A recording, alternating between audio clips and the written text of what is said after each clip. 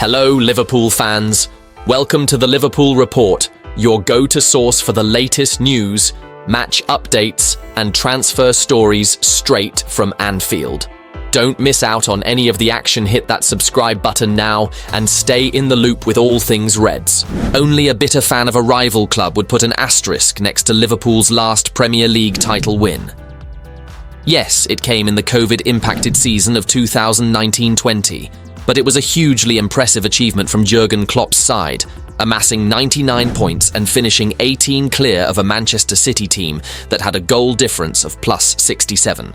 And there will certainly be no asterisk against their impending title win in the 2024/25 season. Arneslot inherited a very good squad of players from Jurgen Klopp, but has improved them considerably. Their tactical brilliance, their work rate, their defensive discipline, and of course their liberal scattering of individual stardust is something to behold. But there is no escaping the fact that Liverpool is a remarkable team in an unremarkable Premier League. That is not Liverpool's fault, of course. They can only dispose of what is in front of them, as they did with the minimum of fuss when faced by Manchester City and Newcastle United in the past week. But for a league that prides itself on its competitiveness, this season has been a letdown. In the sense there are 15 teams below Liverpool who are much of a muchness. I guess you could argue it actually is competitive. But essentially, there are 4 poor teams, 1 brilliant team, and 15 mediocre teams in the competition. That, though, is judging them within the parameters and standards of the Premier League. Which is why the knockout stages of the Champions League and Europa League with English clubs, seeming to have a strong hand in both competitions, now provide the most compelling narrative in the final months of the season. Let's face it, followers of the Premier League can be an insular lot. The most exciting league in football? Well, La Liga, with its 3-way title race between Real Madrid, Barcelona and Atletico Madrid, looks fairly exciting from a distance, as does Serie A, where only 3 points separate Inter, Napoli and Atalanta. But naturally, we tend to concentrate mainly on the attraction of our own league. And that is part of the reason why Mohamed Salah is being talked about by a lot of people as a shoo-in for the Ballon d'Or. It is true he is more sensational than he has ever been, but there are some outstanding individuals in other countries. Statistics only ever tell a sliver of a story, but the leading individual scorers in the domestic leagues of France, Germany, Italy and Spain all have a better goals per minute ratio than Salah has. And in the list of scorers in this season's Champions League, Salah is alongside 19 other players in 31st place, having collected 3 goals, one of which was a penalty.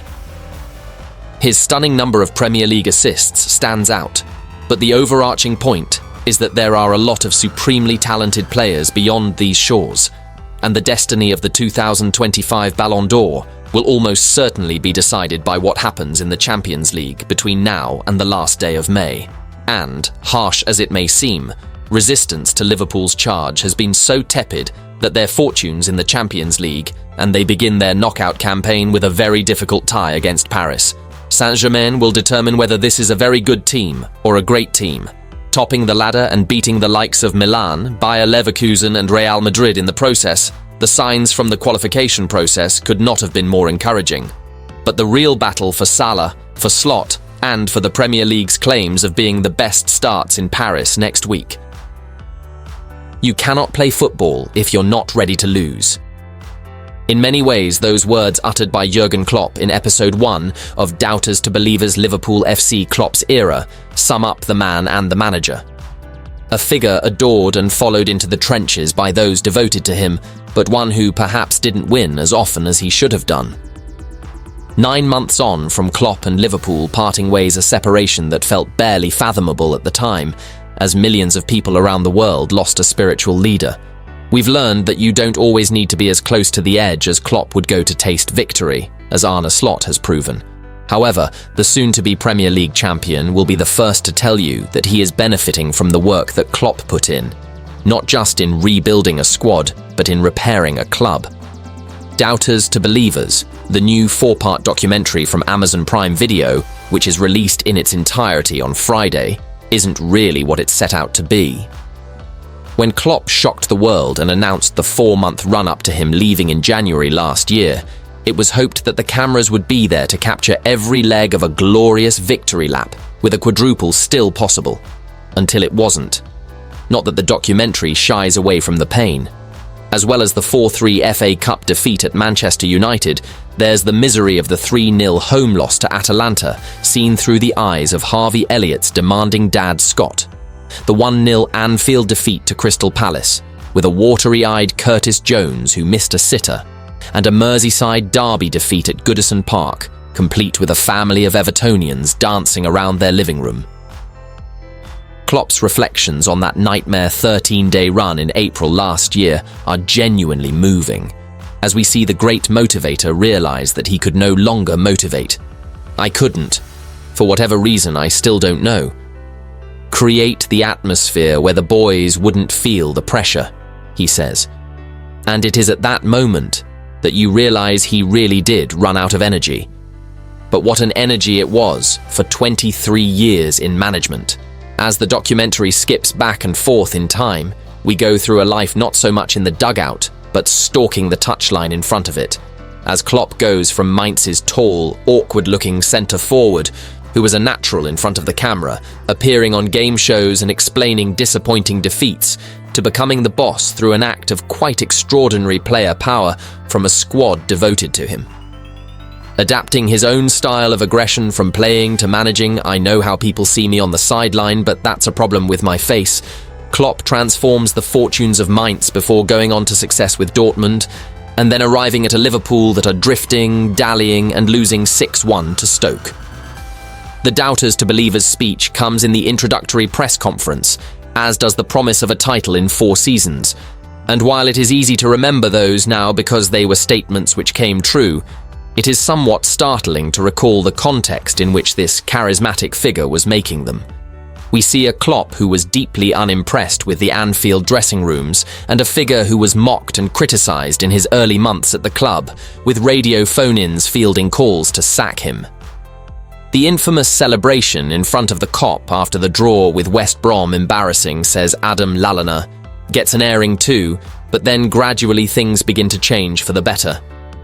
After he turned up at the academy on his first day in the job to cast an eye over promising youngsters to promote, just as he had with Mario Götze at Dortmund, Klopp's trust in youth takes centre stage as a key theme. Trent Alexander-Arnold is of course the jewel in the crown from the off, and we hear from him Elliott, Jayden Danns, Connor Bradley and Jones, who was not the nicest kid on the planet when coming through the ranks according to his manager, but now comes across as hugely thoughtful and likeable. The key victories and defeats are all covered along with the relevant talking heads as we progress through the Klopp era, with little new information added to them bar a 5 a.m. singing session post-Kiev Champions League final defeat. But anyone hoping for a fly-on-the-wall experience in Liverpool's inner sanctums might be left disappointed. We see Pep Lijnders hold a video session with Darwin Núñez, urging the Uruguayan to believe in himself more. We get to see the wholesome joy of Danns, then 18, entering the dressing room as a conquering hero after his FA Cup brace against Southampton, and we get Klopp's final dressing room speech to his players, urging them to go on and achieve everything they can. And almost 10 years on from his appointment, what comes across from doubters to believers is the clear evidence that he left behind a club, a city and a fan base transformed for the better, as well as players inspired by what they could do and empowered to try and achieve it. Virgil van Dijk is backing Darwin Núñez to make a big impact in Liverpool's remaining games, but the Liverpool captain has reiterated Arne Red's boss. Slot questioned Núñez's work ethic after his latest shocking miss against Aston Villa a week ago, and then decided to keep the Uruguay international on the bench against Manchester City on Sunday. But Núñez was back in action during Wednesday's win against Newcastle, a dress rehearsal of next month's EFL Cup final at Wembley. And Van Dijk said of players having to put top effort in at all times, that is the bare minimum that has been asked of the whole squad from day one. But that is the bare minimum anyway for playing for Liverpool. It was more down to him, and it is still down to him, but I think he showed a great reaction today in his work rate and coming on. That should be the minimum, and he knows it. Everyone has a big role to play. I mentioned it last week after Aston Villa. We are all in this together, and we need everyone. He is a big part of the team as well, and when he comes on, he has to make a positive impact. We have to keep that going. Beating Newcastle moved Liverpool 13 points clear of Arsenal, who were unable to find a way past Nottingham Forest at the same time. But Van Dijk is adamant that Liverpool are not looking towards a title party yet. The captain added, "There is no almost there. There are 10 more games to go for us, and nothing is decided. Until anything is decided, we don't get carried away whatsoever. I'm a bit of a boring guy because I always keep saying on to the next, and keep calm. You have to enjoy winning games, but not for too long because we play almost every 3 days. That is the only thing we have to do, prepare for the next." It was an intense 15 days with lots of intense games, and we came out of it pretty well. We put ourselves in a very good position, but it doesn't mean anything is done yet. There is no space for complacency. Liverpool have the weekend off before travelling to Paris Saint-Germain for the first leg of their Champions League round of 16 tie next Wednesday.